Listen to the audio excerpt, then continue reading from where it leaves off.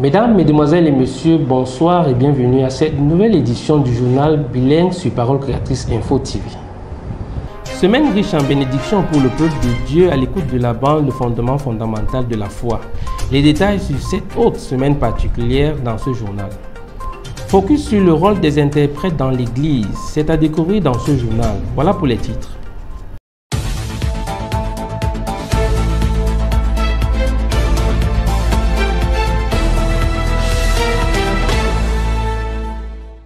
La première partie de ce journal, c'est en langue anglaise. Good morning, Nagasa.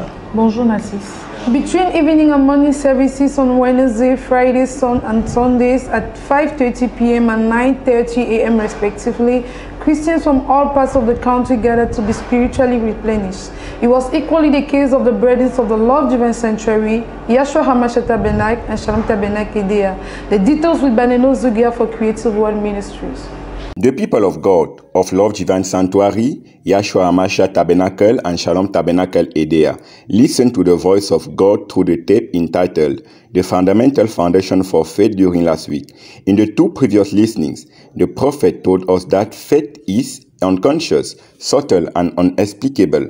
Then he sent us to the chart of the 7 church ages, where before faith, which is the basic virtue, there is a bond which represents precisely the fundamental foundation for faith. He says that initially when God created the world, Adam was the master and everything was under his power. But as soon as sin entered, Adam lost his power by losing his communion with God, a situation that preoccupied God to the highest degree. Then God, who, as Brother Branham says, is the great lover and who could not remain without his children, sent his only begotten Son that he might die in our place and that we may be reconciled with God. Church services under Creative World Ministry have known a major innovation of late. We no longer see the speaker of the day mount on the pulpit alone, but rather accompanied by an interpreter. What is his role and why he needs an interpreter? Creative World Information TV Promise Weekly investigated and put together this report. Some years back, sermons in our churches were purely in the French language. Strangers and brethren who are from the English-speech community found it difficult getting what was being said during services. Numerous complaints from our brethren and even from those in the diaspora were tabled before the pastor.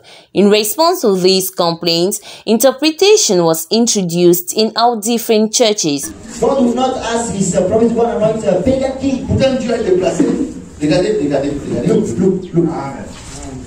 Pour aider Saoul, anoint Saul. Dieu n'a pas déplacé Samuel. God didn't ask Samuel to go. Pour aider David, but to anoint Dieu a déplacé Samuel. Understanding what role it is that one is fulfilling is key to successful interpretation. What then is the role of the interpreter in the church? The main role of the interpreter is that he is the voice of the pastor for the listeners who don't understand French. That is, he must listen, comprehend, and faithfully translate orally what the pastor is saying in French to English. Et dans mon esprit, il vient encore mettre son Saint-Esprit. Amen. Amen. Amen. Et son esprit vient à moi comme un nuage blanc. Cette colonne de feu qui vous a choisi. Vous avez été les choisis de Dieu pour voir la gloire de Dieu.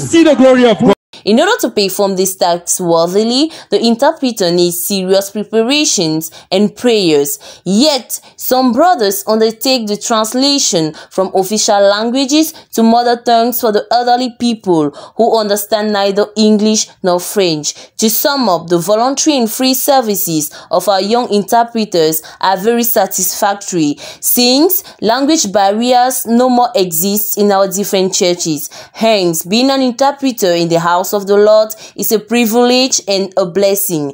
Promise Wungli, Creative World Info TV, Yaoundé.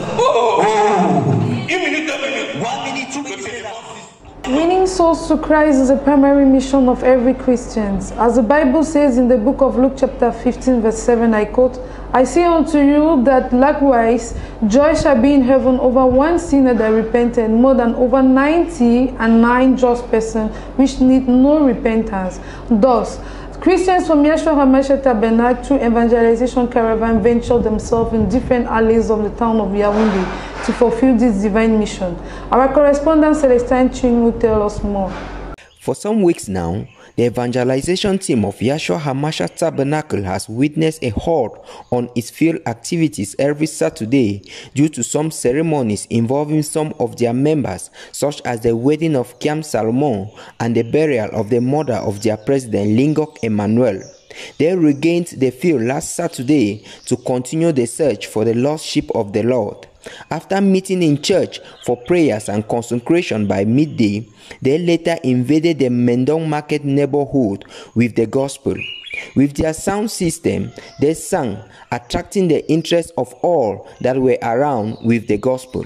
While some continued the sensitization with the sound system, others paired up themselves and confronted those sitting by their selling stands with the word of God. The word of God was therefore preached in the neighborhood to many who, in return, requested for prayers and accepted invitations for more of the word of God. We can only say that this action of this group is still to be encouraged on the field. A weekend to come full of emotion. Zoom on the funeral programs at Love Divine Sanctuary. The details of the program of the 3 morning services with Ruth Trange. A sad wind has blown and this time swept away 3 beloved ones. One of them, Mom Adele Genti, a warrior who has always held high the touch of the message of her day, especially through the song she sung in her vernacular language, which blessed us all. The burial program prevails the removal of corpse on Friday, June 2, 2021 at the mortuary of Logbaba Hospital at 9 a.m. prompt, and some minutes later departure to Sakbayeme for wakekeeping and burial the next day. Sister Bayan Makan Annette Samuel equally kicked the bucket recently. The burial programs goes as follows. Removal of corpse at the mortuary of Adluchem at Bonamusaji Sab on Friday, June 2nd at 11 a.m., after which a wakekeeping will take place at their family home at Mai 10 in the evening.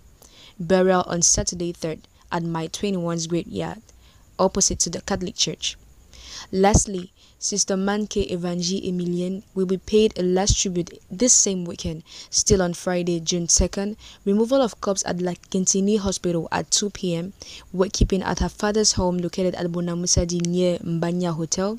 The next day, on Saturday 3rd, the burial will take place at the graveyard at Aquano Douala. May their souls rest in perfect peace. La semaine a été marquée au Yeshua HaMashiach Tabernacle, au Love Divine Sanctuary, au Shalom Tabernacle de Déa par l'écoute de la bande, le fondement fondamental de la foi. Raïssa Azefak nous donne le compte rendu. L'atmosphère spirituelle qui a animé nos 3 églises de cette semaine est plutôt une atmosphère de détente. Alors que le Saint-Esprit a encore planté le décor dans le message « La vie éternelle et comment la recevoir » du 54 12 31. Par le messager de l'âge William Marion Branham, le Saint-Esprit au paragraphe 81 à 82 répond à la question « Que faut-il faire pour être sauvé ?» Il rappelle aussi au paragraphe 90 à 91 que lorsqu'on est un vrai chrétien, cela s'observe dans nos œuvres, car il est écrit « C'est à leurs fruits que vous les reconnaîtrez ». A-t-il aussi dit au paragraphe 111 « Lorsqu'on est un chrétien et qu'on a fait ses preuves, on est adopté puis placé par Dieu ». Et la semaine va se clôturer avec un grand thème, le secret du petit livre vert. Une prédication apportée par notre pasteur, le révérend Samuel Baouya, tirée du livre d'Ézéchiel chapitre 2, chapitre 3 et une partie d'Ézéchiel chapitre 4. Ici, à travers Ézéchiel chapitre 2, verset 5, le Saint-Esprit par son serviteur montre encore le milieu dans lequel le chrétien vit. Il rappelle aussi que nous devons garder la vision, rester dans la parole afin de ne pas perdre le prix de la course. En santé cette semaine, intéressons-nous à la varicelle. Josiane Dilo nous en dit plus. La varicelle est une maladie infectieuse virale très contagieuse qui survient souvent dans l'enfance. Son évolution est généralement bénigne, mais de graves complications sont possibles. Cette maladie est causée par le virus de la varicelle et du zonard de la famille des espèces de virus. La transmission se fait principalement par voie respiratoire, plus rarement à partir d'une lésion cutanée ou d'une muqueuse dans laquelle le virus est présent jusqu'à la cicatrisation.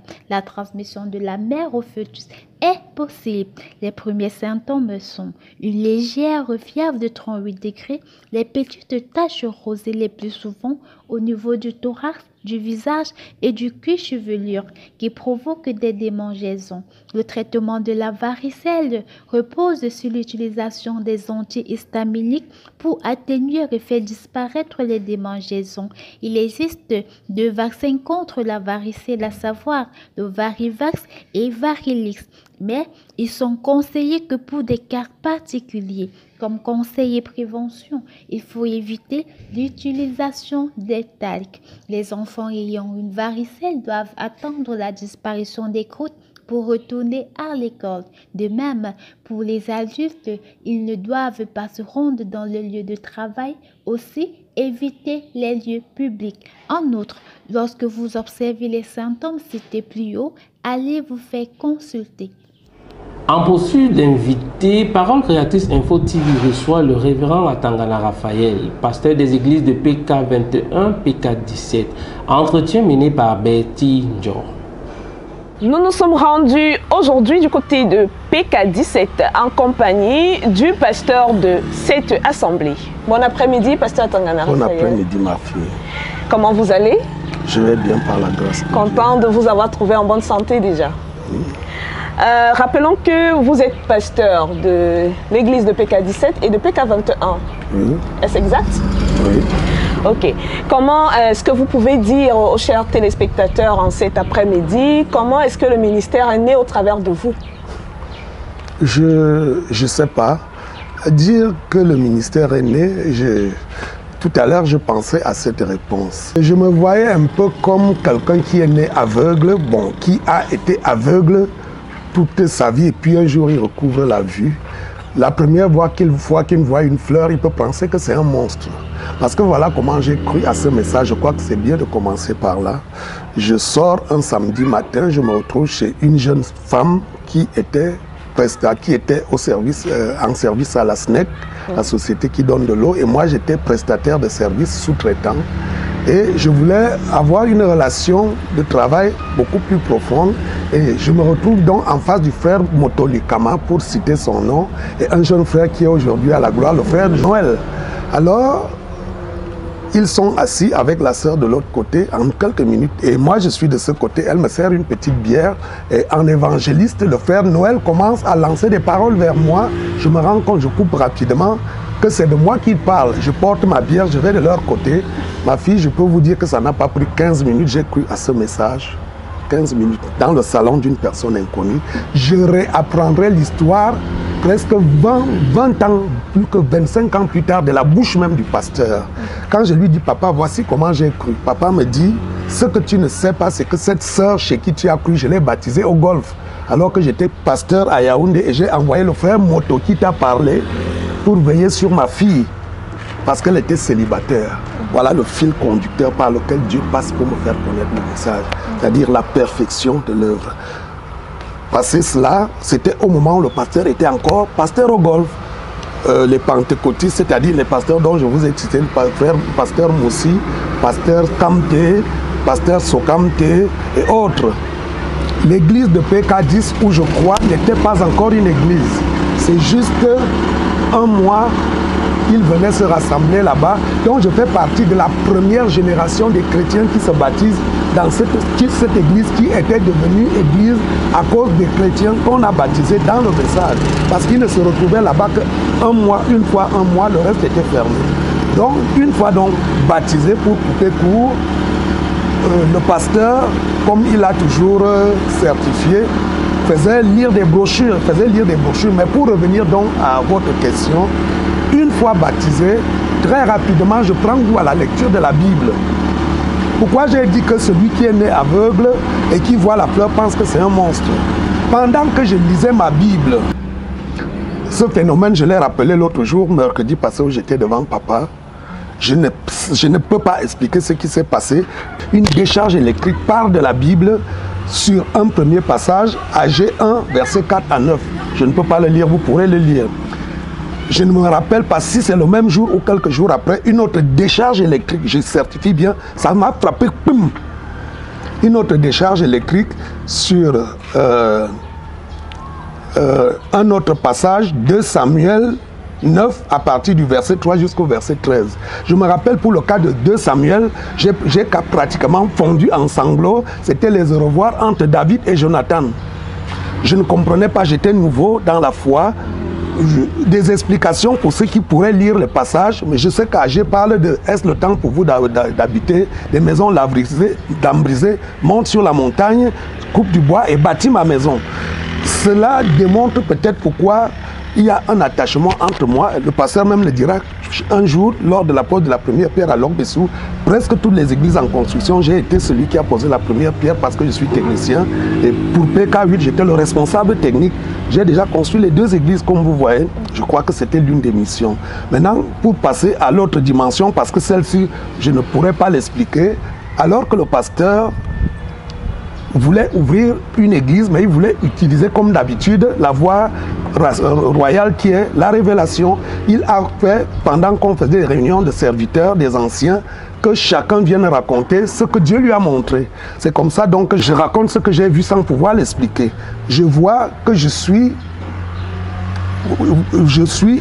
affecté dans un champ de Bahoya Samuel comme responsable. Le champ était présenté comme un rocher de marbre, comme une grotte de marbre avec une porte, allusion au Sabino Canyon. Donc il y avait une grotte en marbre qui avait été travaillée et abandonnée et avait une porte d'entrée. Et j'étais chargé de conduire les ouvriers qui allaient achever le travail. C'est-à-dire rendre à ce rocher de marbre, on devait le travailler pour lui rendre. Et je suis technicien de marbre pour la petite histoire, c'est peut-être Dieu a voulu utiliser le langage que je comprends. Donc j'étais affecté dans le champ de Bahoya Samuel et était chargé d'encadrer les ouvriers qui devaient travailler sur ce rocher de marbre. Je raconte cette première chose. Et la deuxième chose, donc, je vois la femme de notre pasteur Bahoya Samuel. J'étais couché, c'était dans une vision. Elle était tellement forte que ça m'a levé, je me suis assis et ça m'a dit, regarde. Et elle était enceinte. Je raconte les 2 choses. Le papa qui portait les Urim et Tumim décrypte la chose. On m'a fait taper K21. J'étais d'abord comme diacre, mais il me disait, ne regarde pas derrière. Continue. Papa me disait ça à Dieu, ne regarde pas derrière. Le fil a dit, je vous fais grâce de ce qui s'est passé. Je me retrouve pasteur à PK21. Certainement, pasteur, nous sommes allés un peu plus vite. Oui. C'est pour ça, donc, pour les téléspectateurs, en 2-3 phrases, comment vous avez eu l'appel du Seigneur. Je crois que vous avez même déjà répondu à cette question dans la première. Ça. Donc, comme je vous l'ai dit, je ne pouvais pas par moi-même décrypter ce qui m'est arrivé en lisant la Bible, tout nouveau croyant. Bon, j'étais déjà un peu plus ancien. Quand je me vois affecté comme ouvrier, vous pouvez comprendre ce que c'est. Notre pasteur avait une mission, était co-ouvrier avec lui. Il a décrypté ce que ça voulait dire parce que moi, je ne pouvais pas l'expliquer. Je sortais de mon catholicisme romain, je ne connaissais pas grand-chose aux Écritures. Il a décrypté, il m'a affecté là-bas et c'est lui qui fait que, un peu comme traduisant ce qu'il lit dans ce que j'ai reçu du Seigneur, il fait de moi un pasteur. Nous avons rappelé à l'entame que vous êtes le pasteur de PK17 et de PK21. Oui.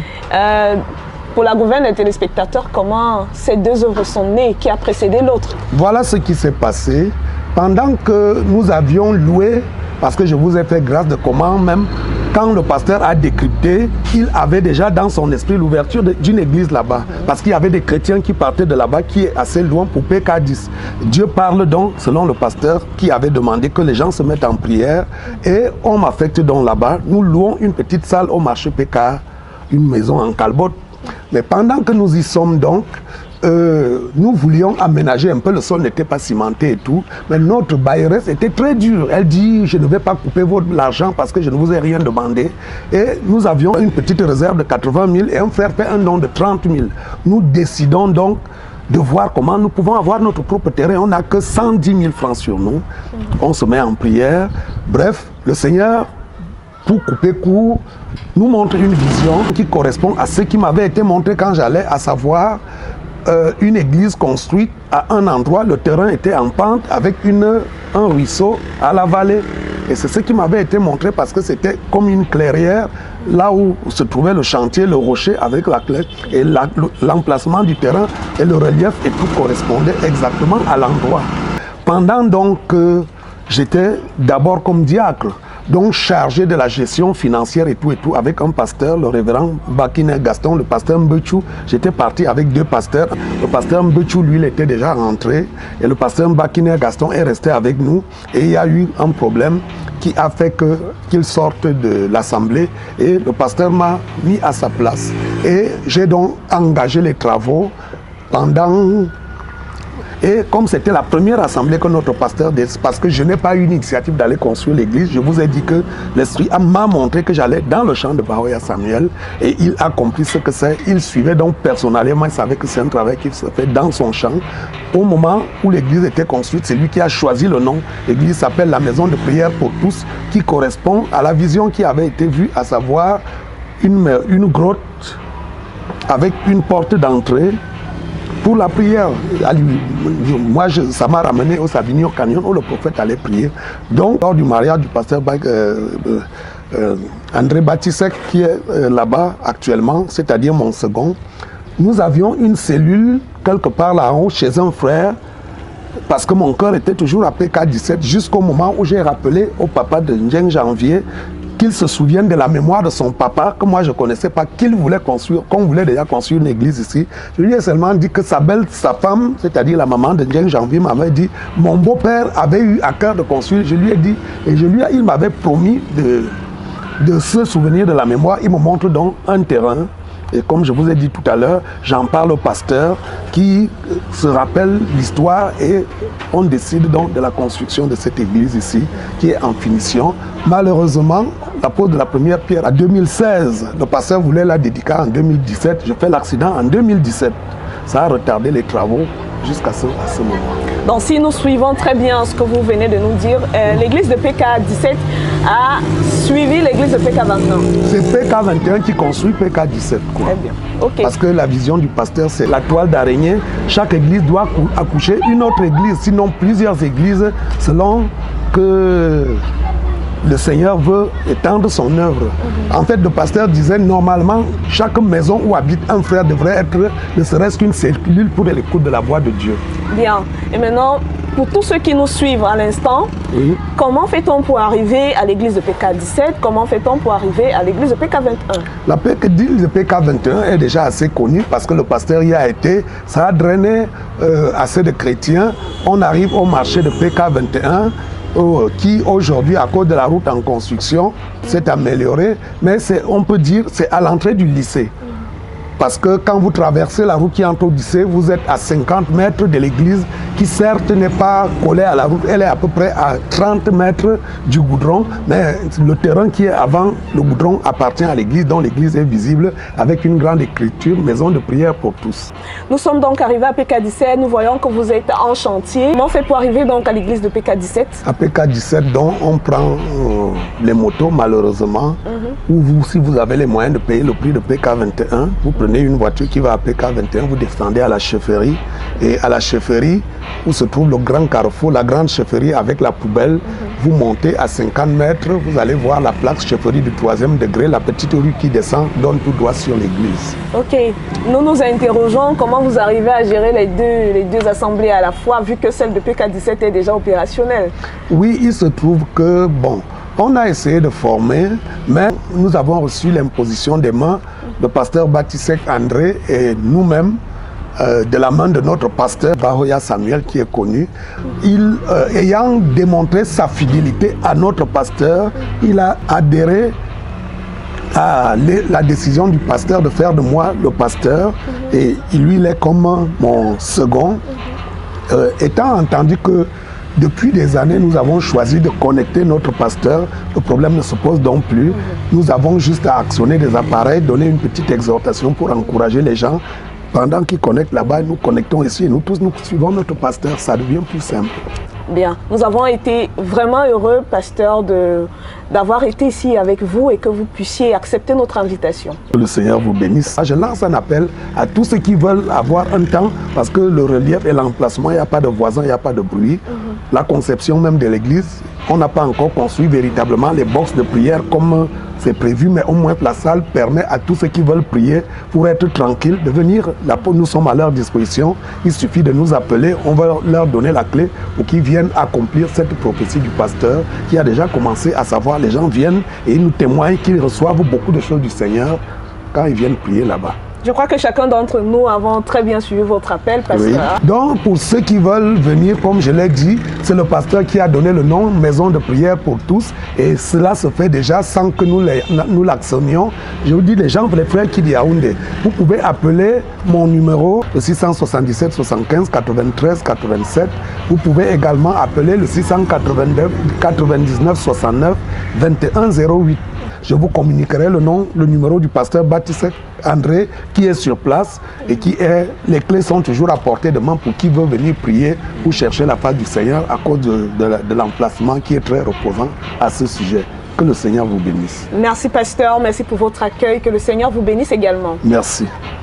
End of this news, a realization of the Road Technical Team, a coordination of this Lengange, and the general supervision of Reverend Samuel Bauer. Thanks for your kind attention. Au revoir, Narcisse. Goodbye, Adassa. God bless you all.